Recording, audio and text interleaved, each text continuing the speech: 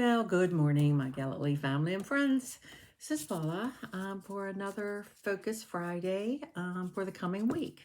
And I don't know about you, but with everything going on, United States, the world, it it can be overwhelming, and I have to admit it's made me sad. Um, I still do my devotions and I'm in the Word, but when I see this stuff going on, I'm sorry, I can't help but be sad. So yes, and I know I'm watching TV and the news too much because I don't know what's been going on. It's almost like I couldn't get away from it. I couldn't believe it. Um, so anyhow, I was just looking up different things, not to go too long, but you know, is what like it's a good verse for a troubled world, or when we're feeling sad about a troubled world. And I mean, there was a lot, but I just cut it down to like John, and I've heard this one before, and I really like it. John 16, verse 33. I have told you these things so that in me you may have perfect peace. In the world you have tribulation and distress and suffering. But be courageous, be confident, be undaunted, be filled with joy. I have overcome the world. My conquest is accomplished, my victory abiding. And boy, have I heard that word abiding over the past couple of weeks. And I'm thinking, well, I mean, it makes sense. I still feel sad, um, but I know who's in control. And then I was looking in Proverbs. I thought this was a good one. Proverbs 18, verse 10, God is our shelter. Difficult times can leave us feeling exposed and unprotected. However, God offers us security that isn't dependent on our situation. Proverb 18:10 says, "The name of the Lord is a strong fortress. The godly run to him and are safe." God doesn't promise that we will never experience pain. Instead, he gives us much deeper comfort than our circumstances can provide.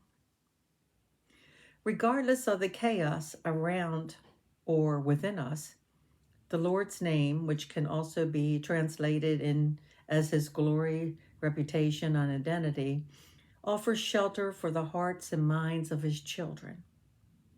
If God is our refuge, nothing can threaten our ultimate safety. And I know that, and I realize that this home is temporary and will be filled with joy in our eternal home, as long as we keep the faith and obey and repent and obey and repent and do all the things that we need to do, which I strive every day. So we'll just get through this. So I'm not going to keep being maudlin because a couple things happened. And if you watch the news, you've heard, I heard one on the radio, something was on the radio, but the University of Tennessee, while all this has been going on, I think it was Wednesday night. I think they had it Wednesday night, University of Tennessee in Knoxville.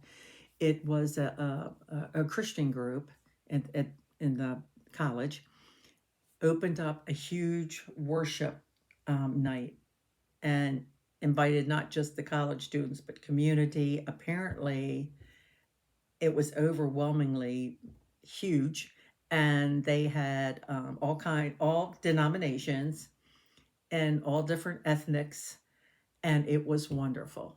And everybody was together. They just was praising God and singing, and it sounded wonderful.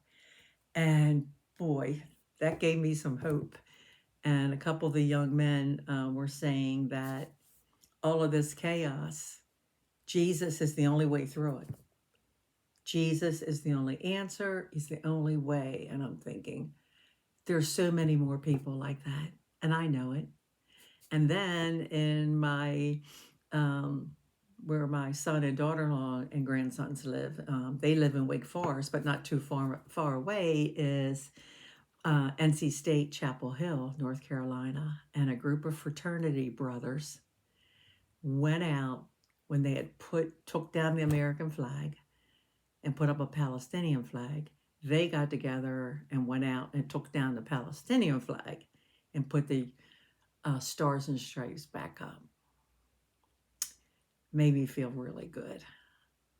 And I know so many young people that age and college kids. And so I don't think it's not the norm. It's not, I think it's just a few, maybe more the Ivy League colleges, maybe on either East or West. I really do not think the majority of colleges are like that. And and I know so many Christian young people, and that just gives me hope, and I'm sure it'll give you hope too. So that's what I'm focusing on this coming week. Hope. And hope that, this is going to calm down, and because they don't really even understand what they're doing, I don't believe. But anyway, we have enough young people in colleges out there that are doing the right thing. And so I think we can give it over to God like we always do, and just keep hoping and stay in the Word and look up verses when you're feeling a certain way. Ask what verses were there, and it's such good information. So please do that. And in the meantime, as I always say, if you need to hang on to something and you're starting to lose hope, look up. Until next time, bye.